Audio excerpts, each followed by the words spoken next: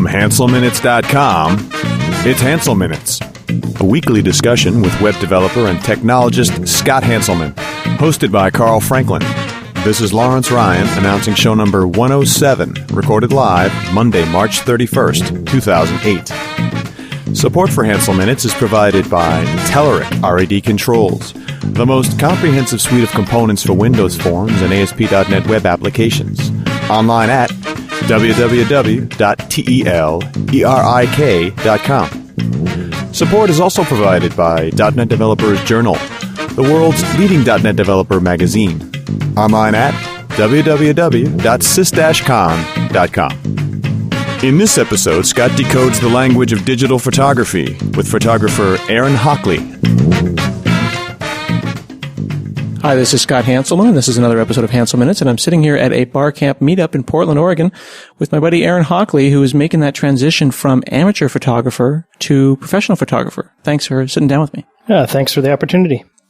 So, I had lunch a couple of weeks ago because I bought a Nikon D40, which was my first digital SLR. This is my first, camera that when I push the button, it actually takes the picture without a pause. And this was huge for me. And my ability at photography goes about is I can take a picture and I can upload it to Flickr. You got to start somewhere, and that's, with the DSLR, that's one of the nice things is that you have the ability to go from a fully automatic mode where it does take the picture right away, but then you have the ability to tweak a lot of the settings as you learn more about, the different technical things that go together to make a good picture. So what is the difference between a DSLR and just like, my little Canon point and shoot that I had?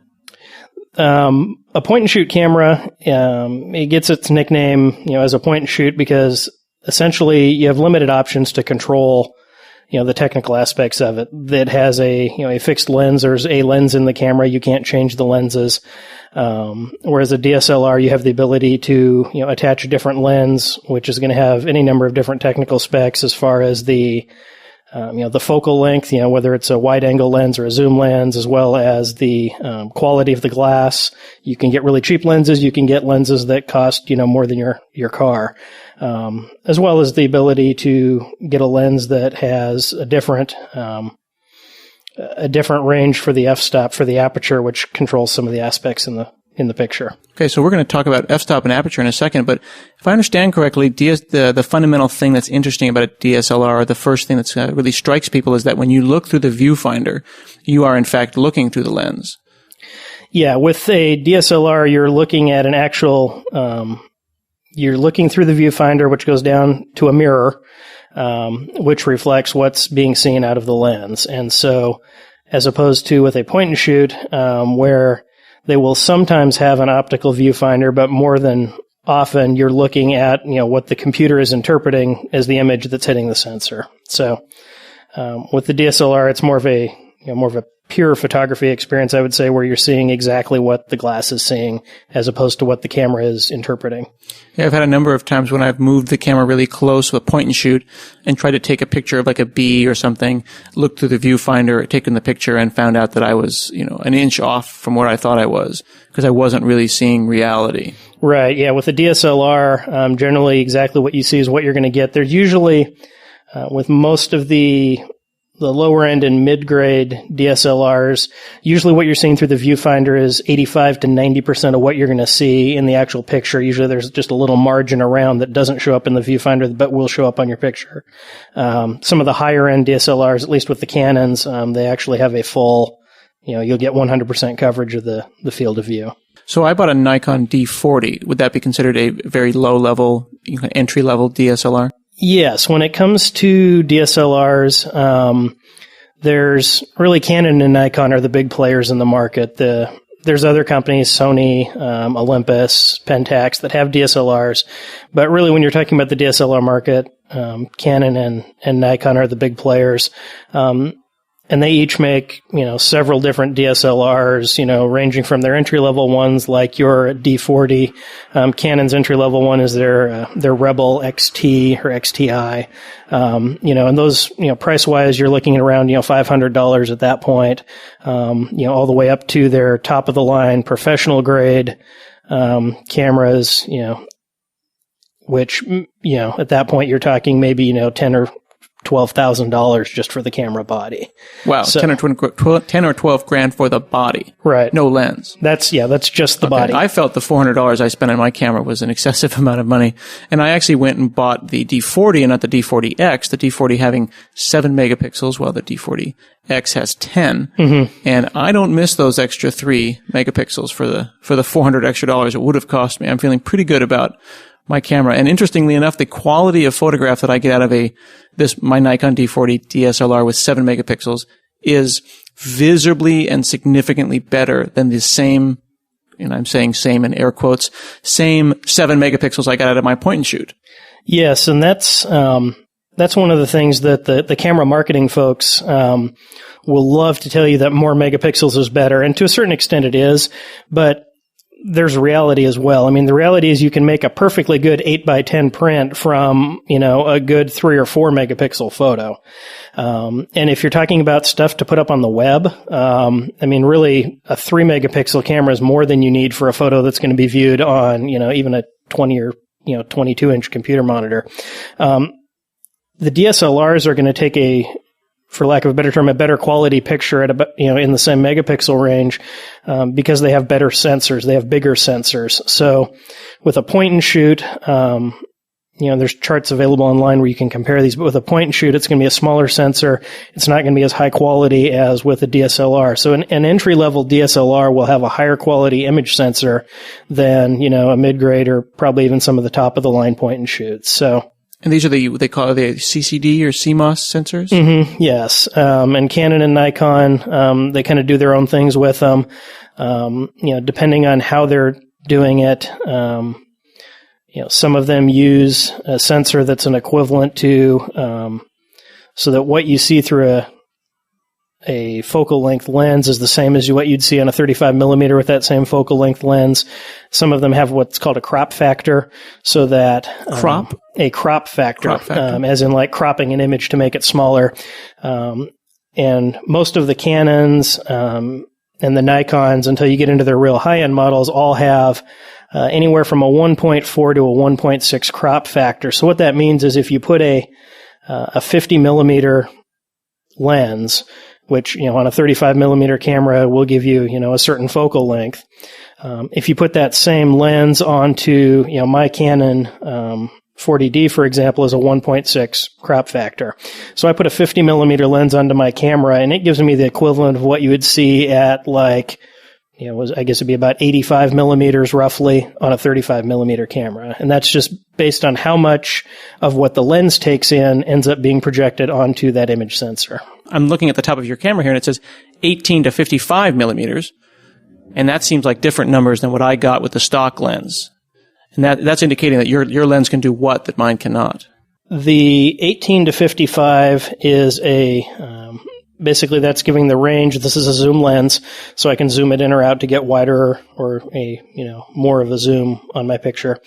18 to 55 is a relatively, 18 is a relatively wide angle lens. So at that range, I'm getting up, more of a scene into the picture. At 55 millimeters, that's more of a normal focal range that you might use for a portrait, or just some general indoor photography. You can get lenses that are wider. Some of the widest lenses that you can get, are going to be like in the 10 millimeter range that are going to actually be able to see more than you would see just standing and looking forward. So a larger width of field than a human eye would have. Exactly. So where you start getting into fisheye lenses and things like that? You can get into the fisheyes. And then, on the opposite spectrum is you can get really, really, really long lenses.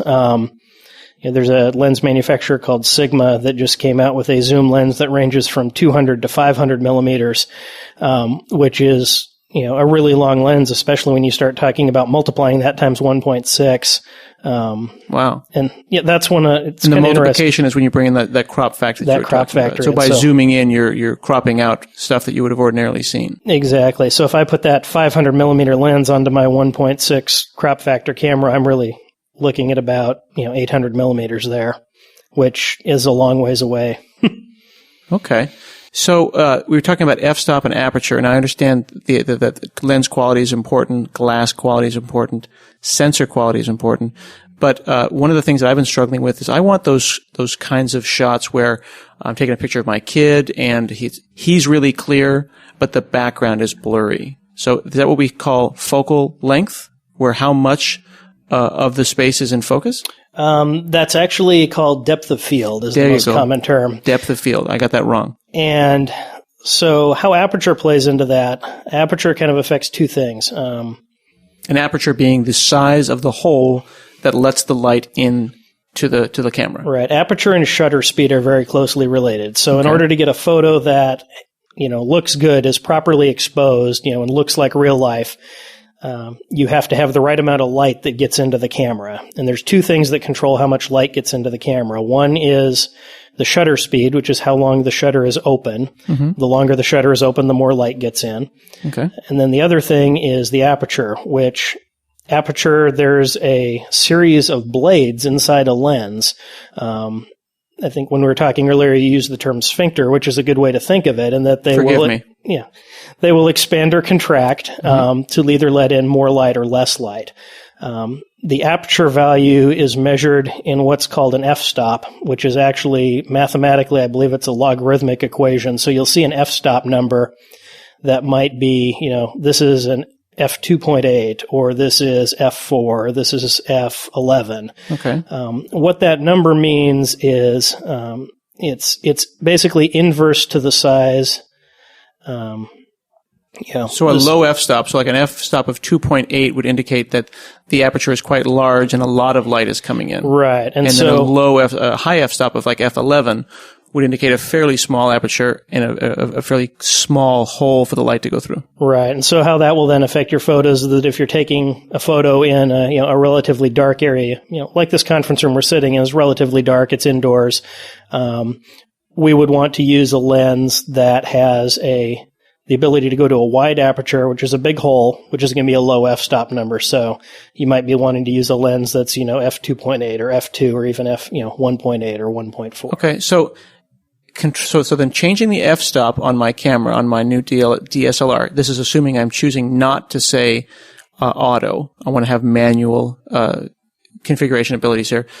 If I make a really low f-stop, meaning a very large aperture, that sounds like a lot of light's going to come in.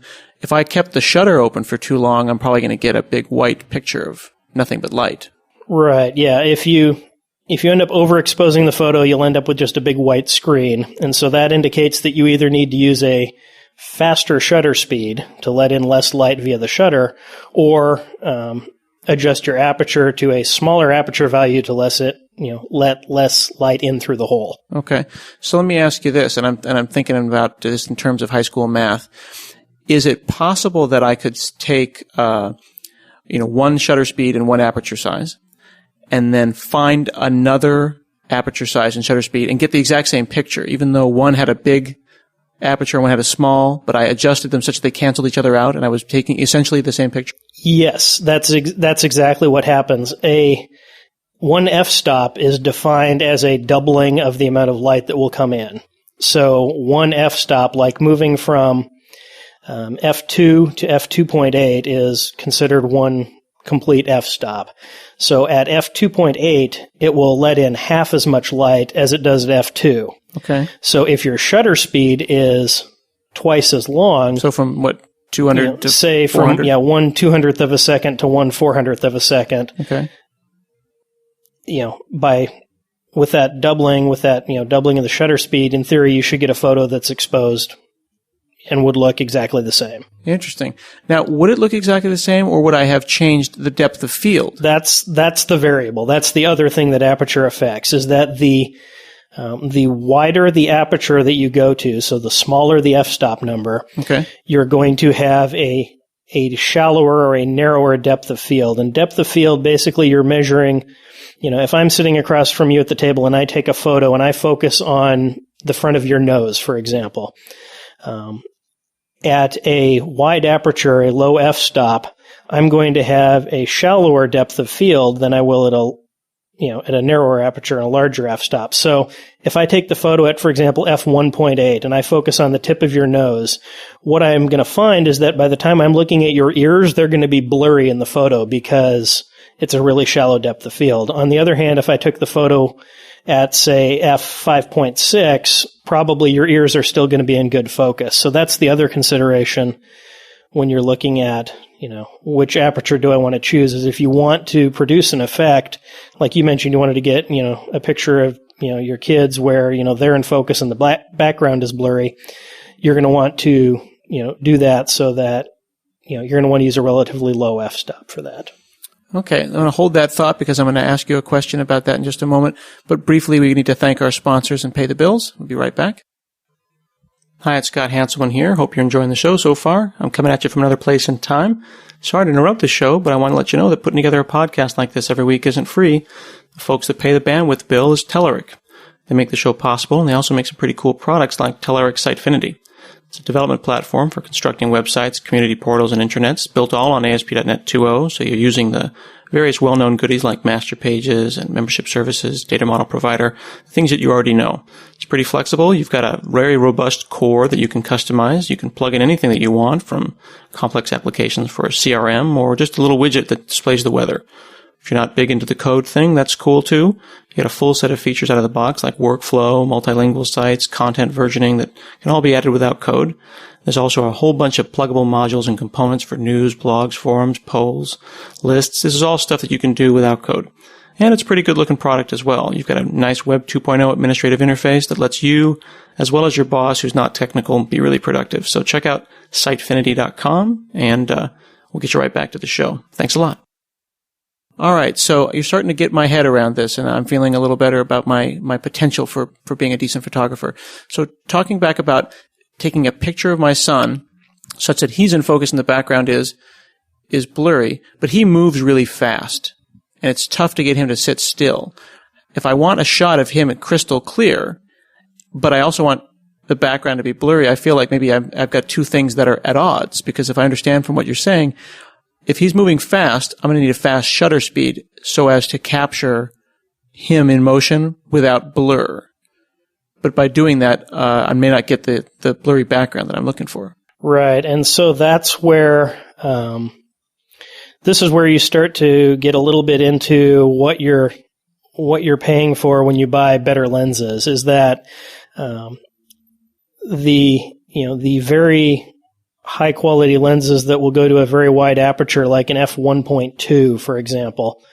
An f1.2 will let you to let as much light in as possible, through that wide aperture, meaning that you can use a shorter shutter speed, as opposed to, like a consumer grade lens, like the one that came with your camera kit, or the one, actually the one that I have on now.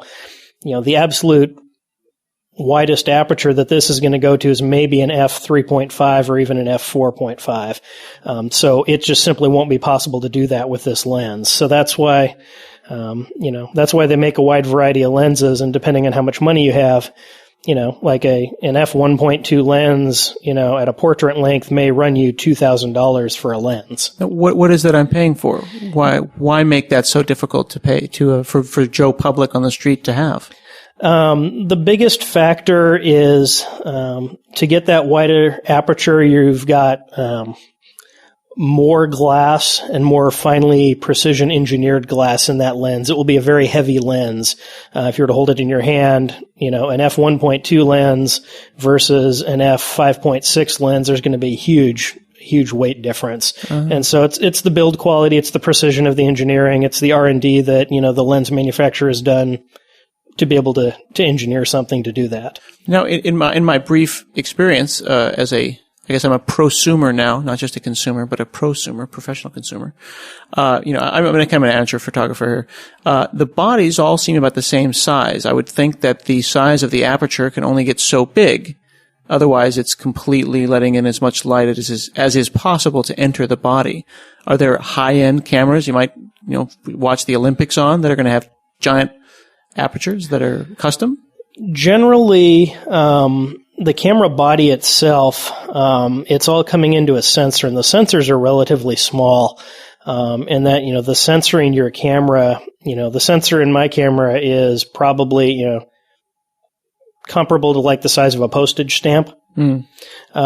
So ultimately that's where the image is going to. So, Like you watch like an NFL game or the Olympics or something, you will see guys on the sidelines with these giant lenses, which, again, they're dealing with giant lenses with lots of glass that will go to really wide apertures, but eventually it's all, as the image passes through that lens, it gets reflected down onto a very small area. So I've seen those guys with tripods for the camera and then another tripod for the end of the giant lens. Yeah, that's because some of those lenses will weigh, 10, 12, 15 pounds just for the lens because there's so much glass in it. It's just, you can't handhold it steady at that point. Now, one of the features that I noticed in my new camera is that there's JPEG, of course, but there's also this RAW, or I think it was called NEF? RAW, yeah. Pretty much any DSLR and most of the higher-end point-and-shoots now have the ability to record an image in RAW format. And RAW format is a proprietary format that comes from the camera manufacturer. Nikon, their file extension is, NEF. Canon's currently is CR2. Their original ones were CRW.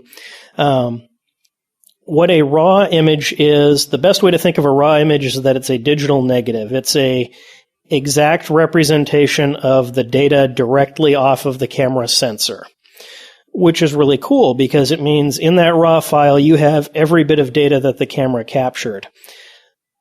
The downside, if there is one, is that it's a negative.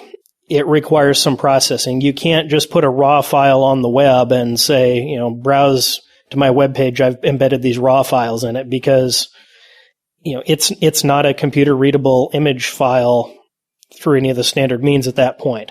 So a RAW file will require some processing to turn it into a JPEG or a TIFF or some other format that can be widely read. Yeah, I went up on the web and found that there was a release a while back for Vista and also for XP to read RAW files and see thumbnails of them, but you have to go to the camera manufacturer and get that driver.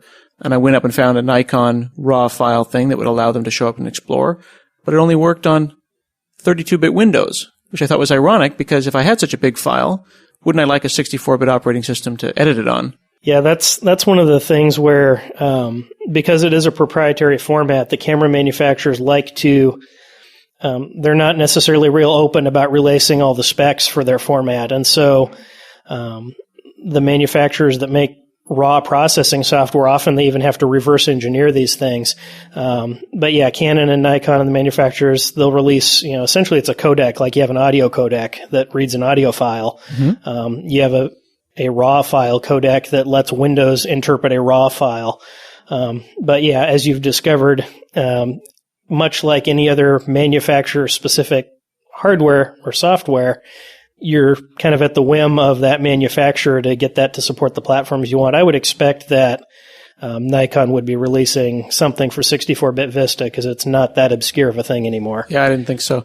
I did notice that RAW support was built into Google's Picasa application, which didn't require any codecs to be installed, which was kind of clever. They'd reverse engineered something. Mm-hmm. Yeah. And also, I guess Windows Live Gallery's got some support for that kind of stuff.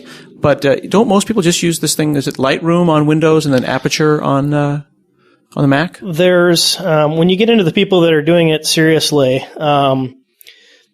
for RAW processing, there's a whole kind of industry of RAW processing software. Adobe has it's essentially a Photoshop plugin called Adobe Camera Raw, which integrates with Photoshop or Lightroom or any of their recent products and will do RAW processing.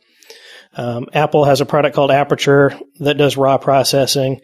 There's other standalone kind of niche applications. There's one called Capture One. There's one called Bibble, I believe it is, that all they do is RAW process. And then Lightroom, which you mentioned, does RAW processing, but it also does a little bit of digital asset management, which is kind of a whole nother software field of if you're out shooting, I'm shooting Startup Palooza, which is an event here in Portland this weekend. I'm probably going to shoot, hundreds or, potentially over 1,000 images on Saturday.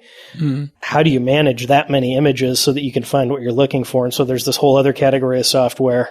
Now, this is an interesting thing. I just thought of, are you going to delete photos on the camera or do you always wait to get home before you delete a photo? Yes and no. I will occasionally delete photos in the field. You don't want to delete photos in the field based on what you see on a 2 or 3 inch LCD preview screen based on how it looks on that screen.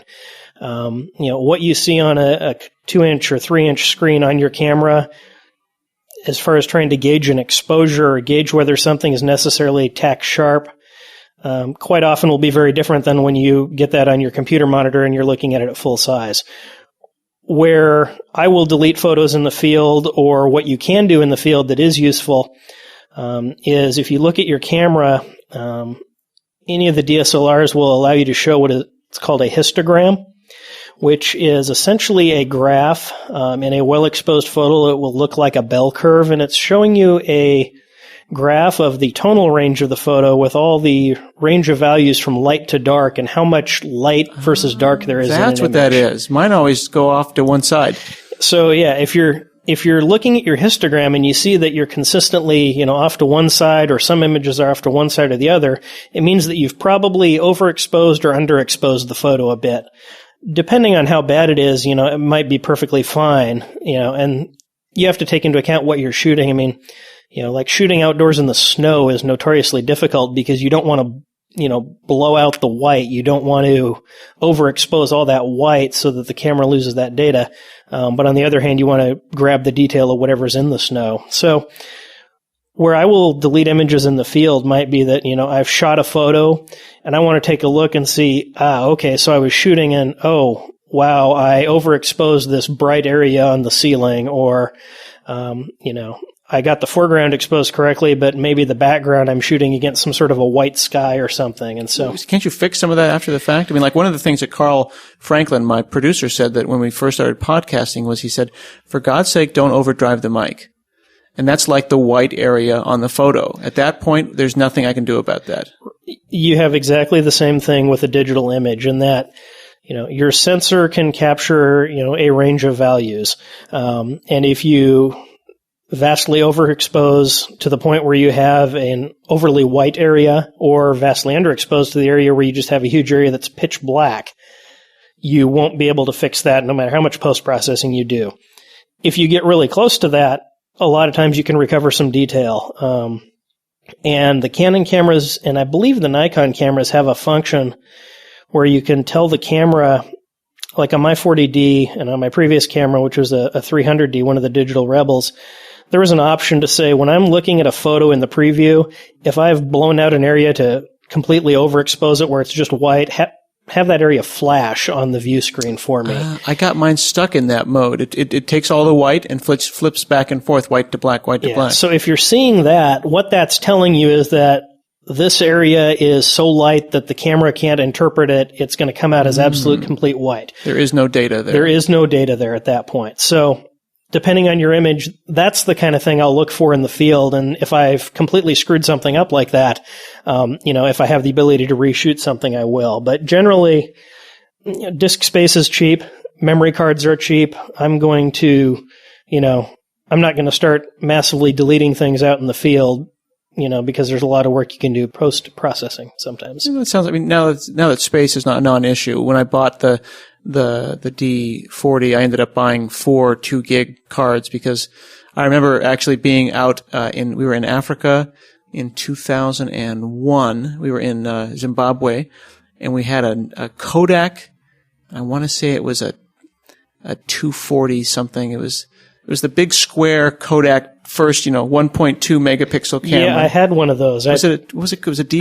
It was like a 240 or 220, or I think I had a 220. And maybe. it had a compact flash, and it was the funniest looking camera. And I went to Africa with a 16 meg card. Yeah, I think it came with an 8 meg card, and I recall having like a 16. And I think at some point I bought a 32 meg card, and I thought that was the biggest deal ever. Yeah. Now on a 32 meg card, I could fit maybe 2 images out of my current camera. Yeah, and if you're not shooting RAW. Yeah. The RAW, that's the other downside to RAW, is that, a RAW image, because it's a capture of all of the data, a raw image off of, a 10 or 12 megapixel camera is probably going to be, 10 to 15 megabytes. Wow. Whereas a JPEG might be, 2 to 3 megabytes. So. Yeah. I remember having to delete photos because we were there for a month, and that was a problem. And at that point, if you wanted another, 16 meg card, that was going to cost you a few $100s. Now, exactly. I just picked up a 4 gig card for, like $30. Yeah. So, today on Twitter, you and I both noticed that there's Photoshop Express now, a flash-based online Photoshop. But frankly, I was kind of disappointed. It was more of it looked like Picasa or Windows Live Photo Gallery or any one of the many different photo management applications with a button for red eye and a button for fix. But it wasn't really Photoshop. No, that's one of my... I think it's cool that companies are releasing things like this on the web, especially for free. But calling it Photoshop is really a misnomer because, you go in there and there's some good picture editing tools. You can adjust, the color spectrum. You can adjust sharpening. You can do things like that. It's a useful tool, but it's not really Photoshop. The UI doesn't look like Photoshop, and a lot of what Photoshop can do, it can't. There's no layering. It's a very basic tool. It's worth all of what it costs you to use it. It's a good free editor. And I mean, if you need to make a quick fix on a photo, there's nothing wrong with it, but it's not really comparable to Photoshop. If people are looking for, if people are wanting to seriously do some, real post-processing on their images, you can do a little bit with the free stuff like that, or with Picasa, or, Paint.net even is an open source, Paint.net. .net application. If you kind of want to get a little bit beyond what you can do with the free tools, I encourage people to look at Photoshop Elements, which is, I think street price is around $80. It's a stripped down version of the full version of Photoshop, but it's really designed for processing digital photos. It has the functionality you need to apply filters and do layers and things like that.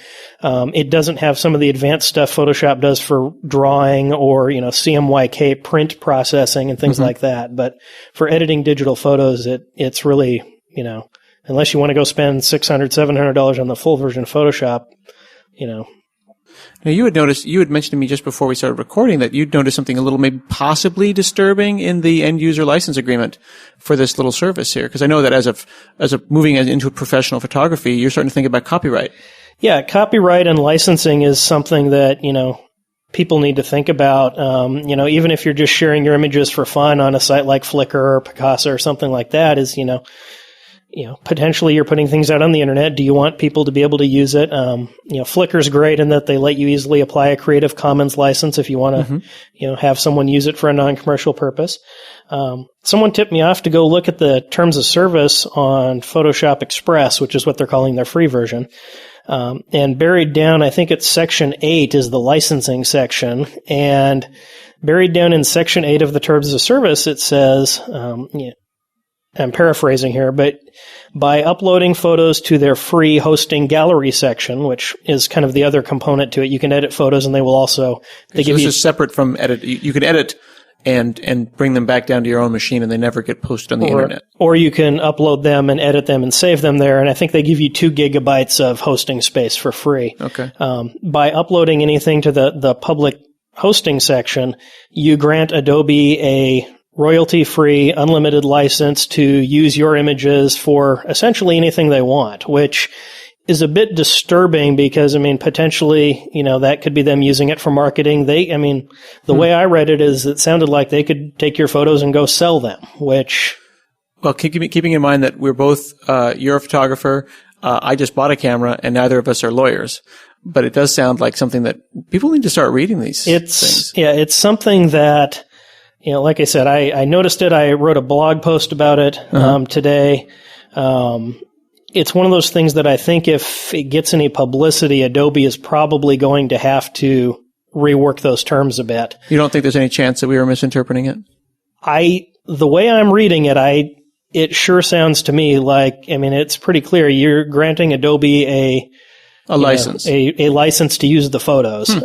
You still own the copyright on them, but now, if I upload to Flickr or Live, Photos or Picasa or Microsoft's got Live Photos, Is there any implicit license?